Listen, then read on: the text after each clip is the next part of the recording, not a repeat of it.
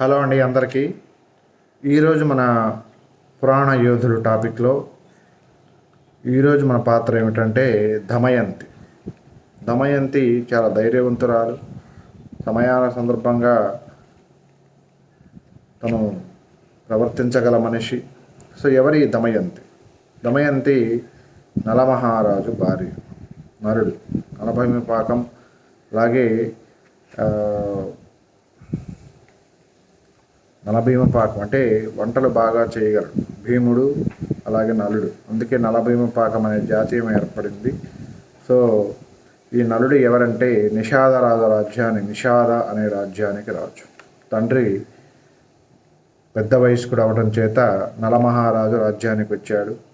అంతా సవ్యంగా జరుగుతోంది. నలుడికి తమ్ముడు వరస అయ్యేటువంటి పుష్కరుడు అనేటువంటి ఒక వ్యక్తి. అతను ఒకరోజు నలుడి వద్దకు వచ్చి, నాకు రాజ్యం పట్ల విరక్తి కలిగింది, పట్టణవాసం పట్ల.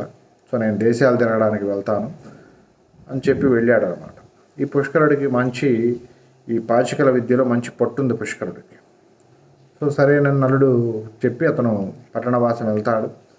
కానీ ఇటు నడుల్లో అంతా బాగానే ఉన్నప్పటికీ ఏదో ఒక వేదన అతని మనసులో, ఏదో ఒక తెలియని మనోవేదన. అదేమిటంటే విరహం. సో దాని కారణంగా నలుడు సరైనటువంటి ఒక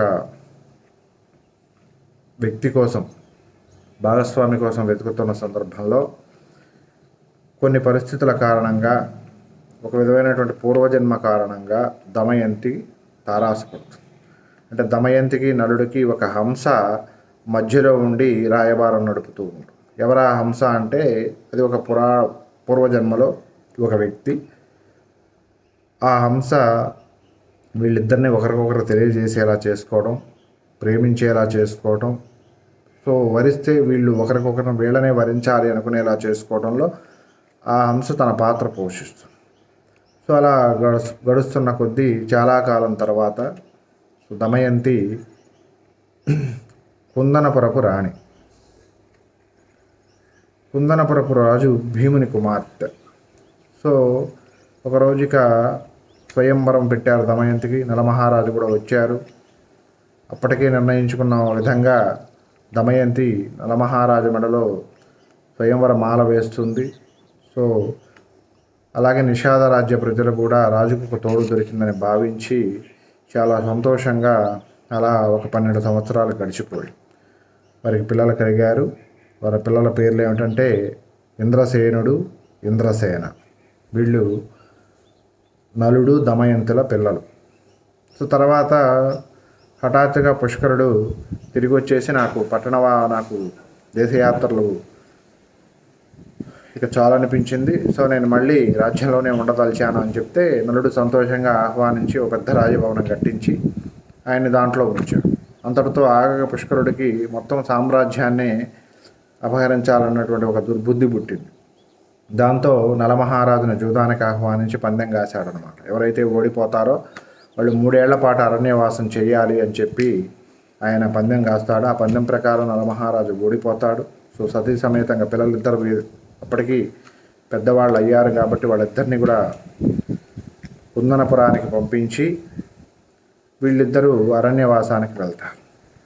అరణ్యవాసానికి వెళ్ళినప్పుడు అక్కడ ఇద్దరు సేదతీరుతూ ఉంటే నలమహారాజుకి కొన్ని పక్షులు కనిపిస్తాయి. ఆ పక్షుల్ని తింటే చాలా మంచి జరుగుతుంది అని చెప్పి ఎవరు చెప్పడం కారణంగా గతంలో ఆయన ఆ పక్షుల్ని పట్టుకోవడానికి ఆయన తన అంగవస్త్రాన్ని తీసి అక్కడ వేస్తాడు. ఆ పక్షులన్నీ కూడా అంగవస్త్రాన్ని తీసుకొని ఎగిరిపోతాయి. దీనికి ఆయన చింతిస్తూ ఉంటే దమయంతి కర్మానుసారం జరుగుతున్న విషయాల పట్ల చింతించటం అనవసరం, సో శాంతంగా ఉండండి, అన్నీ అవే సర్దుకుంటాయి అని ఆయనకి సర్ది చెప్పి, సో ఇద్దరు విశ్రమిస్తుండగా ఈరోజు ఎక్కడి నుంచో రక్షించండి రక్షించండి అనేటువంటి అరుపులు వినిపించటంలో నలమహారాజు అటు వెళ్తాడు. సో అక్కడ ఒక నాగదేవత, కర్కోటకుడు అనేటువంటి ఒక నాగదేవత అగ్నిలో కట్టుదిడ్డమై అరుస్తూ ఉంటుంది, రక్షించండి అని. నలమహారాజు ఆ పాముని రక్షించి కాపాడతాడు. సో దానికి అనుగుణంగా ఒక వరాన్ని ఇస్తుంది నాగదేవత. ఆ వరాన్ని ఇస్తాను తీసుకో అని చెప్పి వెంటనే నలమహారాజుని ఒక కురూపిగా చేస్తుంది అన్నమాట. ఆయనకి వెంటనే కంగారు వచ్చేస్తుంది. ఏమిటిది, ఏదో వరం ఇస్తానని చెప్పి నన్ను కురూపిగా మార్చావు అంటే అప్పుడు ఆ నాగదేవత ఏం చెప్తుందంటే, ఇది మీ మంచికే చేశాను, మిమ్మల్ని ఎవరు గుర్తుపట్టకుండా ఉండడానికి. సో ఈ 3 ఏళ్ల వనవాసం ఇలాగే గడపండి అని దాంతోపాటు ఒక దేవతా వస్త్రాన్ని ఇస్తుంది. ఆ దేవతా వస్త్రం కారణంగా మీరు ఎప్పుడు కావాలంటే నిజ రూపాన్ని ఎప్పుడు పొందాలనుకుంటే అప్పుడు ఆ దేవతా వస్త్రాన్ని కప్పుకుంటే పొందుతారు అని చెప్పి మాయమైపోతుంది. సో అలా కురూపి అయినటువంటి నలమహారాజు బాహుకుడు అనేటువంటి పేరుతో అయోధ్య రాజు అయినటువంటి ఋతుపర్ణుడి రాజ్యంలో ఆస్థానంలో వంటవాడిగా చేరతాడు. సో భీముడు కూడా మత్స్య దేశంలో ఆ రోజు వంటవాడిగానే జాయిన్ అయ్యాడు అజ్ఞాతవాసంలో. సో అలాగ నలమహారాజు కూడా బాహుకుడు అనే పేరుతో ఋతుపర్ణుడి ఆస్థానంలో వంటవాడిగా చేరాడు. ఇక మనం మరో పక్క చూసుకుంటే దమయంతి నిద్రలేస్తుంది. భర్త ఏడి ఎక్కడ అని ఎదురు చూస్తూ ఉంటే ఆమెకి ఎక్కడ కనపడదు. అక్కడి నుంచి మెల్లగా నడుచుకుంటూ విప్రపురం అనేటువంటి రాజ్యానికి చేరుతుంది దమయంతి. అక్కడ ఈమె బొట్టు కట్టు అంతా చెదిరిపోయి ఉండడంతో ఏదో పిచ్చిదనుకుని పిల్లలు వెంటబడబోతూ ఉంటారు. దాన్ని చూస్తుంది విప్రపుర మహారాణి భానుమతి. చూడబోతే ఏదో గొప్ప వంశానికి చెందిన ఆవిడ ఉంది కాబట్టి ఆమెను పిలిచి, నాకు ఈ కురులు అందంగా తయారు చేసేటువంటి చెలికత్తెగా ఉండు అని చెప్పి ఉంచుకుంటాడు. ఇక మరోపక్క కుందనపురపు మంత్రి ఎవరైతే భీముని రాజ్యంలో మంత్రి ఉన్నాడో ఆయన ఒకరోజు పని మీద విప్రపురానికి వచ్చి అక్కడ ఉన్నటువంటి దమయంతిని చూసి గుర్తుపడతాడు. తల్లి ఏమిటి ఇక్కడ ఉన్నారు, మేము మీకోసమే ఎంతో కాలంగా వెతుకుతున్నాము సో అని చెప్పి ఆమెను వెంట పెట్టుకుని కుందనపురానికి తీసుకుని వెళతాడు. కుందనపురానికి తీసుకుని వెళ్ళి అక్కడ పెరిగి పెద్ద అయినటువంటి పిల్లల్ని చూసి సంతోషిస్తుంది దమయంతి. కానీ భర్త లేడే ఈ సమయంలో తన వెంట అని చాలా వేదనకి గురవుతుంది. సో కాబట్టి భర్తను కనిపెట్టాలి, నలమహారాజు ఎక్కడున్నాడో కనిపెట్టాలి. దానికి ఒక ఉపాయం ఆలోచించు. ఎందుకంటే వీళ్ళిద్దరి మధ్య ఒక విధమైనటువంటి ఇది ఉండేదన్నమాట. అదేంటంటే దమయంతి వేసినటువంటి పొడుపు కథలను కేవలం నలమహారాజు మాత్రమే విప్పగలడు అనేది వాళ్ళిద్దరి మధ్య ఉన్నటువంటి ఒక అండర్స్టాండ్. సో దాని కారణంగా ఆవిడ ఒక పొదుపు కథ వేస్తుంది. ఒక రాజు రాజ్యాన్ని కోల్పోయాడు, అతని రత్నం మట్టిలో పడిపోయింది. సో రాజు మాణిక్యం నీకు ఎందుకు తీసుకువెళ్ళలేదు రాజు అనేటువంటి ఒక పొడుపు కథ దమయంతి వేస్తుంది.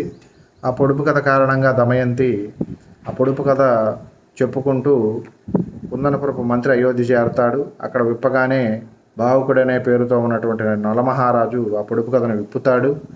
తద్వారా ఈ విషయాన్ని ఆమెకి చేరవేస్తారు దమయంతికి.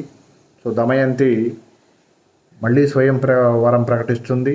ఇలా ఎందుకు చేస్తుందా దమయంతి అని నలమహారాజు ఆలోచిస్తూ ఉంటాడు.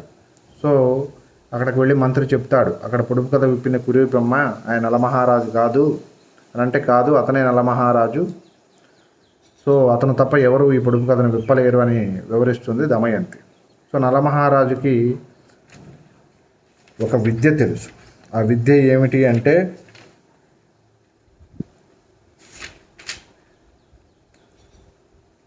అశ్వహృదయం అనేటువంటి విద్య నలమహారాజుకు తెలుసు. దాని కారణంగా ఆయన అత్యంత వాయువేగంతో ప్రయాణించగలడు. సో ఆ విషయం తెలుసుకొని స్వయంవరానికి ఋతుపర్ణుడు కూడా వెళ్ళాలనుకొని ఇద్దరు, కానీ టైం సరిపోదే అంటే నాకు అశ్వహృదయం అనేటువంటి విద్య తెలుసు, తద్వారా నేను వాయువేగంతో గుర్రాలను తోలగలనని చెప్పి ఇద్దరు వెళతారు. దారి మధ్యలో ఆయనకు తెలిసిన విద్య ఈయనకి తెలిసిన విద్య ఆయనకి నేర్పుకుంటారు. తద్వారా అక్కడికి చేరతారు విప్రపురం, కుందనపురం. అక్కడికి వెళ్ళి సో దమయంతి కలుసుకుంటాడు. తన వంట ఉన్నటువంటి దేవతా వస్త్రాన్ని కప్పుకొని తన నిజ రూపాన్ని పొందుతాడు. తిరిగి నిషాద రాజ్యానికి వెళ్ళి అక్కడ ఉన్నటువంటి పుష్కరుడితో మళ్ళీ పాచికలాడి అతన్ని ఓడించడం జరుగుతుంది. తద్వారా నలదమయంతులు ఇద్దరు కూడా సంతోషంగా జీవిస్తూ ఉంటారు. ఇదండి ఈరోజు మన టాపిక్, నలదమయంతుల కథ. కథ టైటిల్ దమయంతి అని ఎందుకు పెట్టడం జరిగిందంటే, ప్రధానంగా ఆవిడ ఏ పరిస్థితుల్లోనైనా కూడా ధైర్యంగా నిలబడి ఉండటం, ఆ కాలపు స్త్రీలు ఇంత ధైర్యాన్ని ప్రదర్శించడం అనేది చాలా గొప్ప విషయం కాబట్టి మనం ఇలా చెప్పుకోవడం జరిగింది. సో ఇది ఈరోజు మన పురాణ యోధుల కథలు. సో మరొక రోజు మరొక టాపిక్తో వద్దాం. Thank you.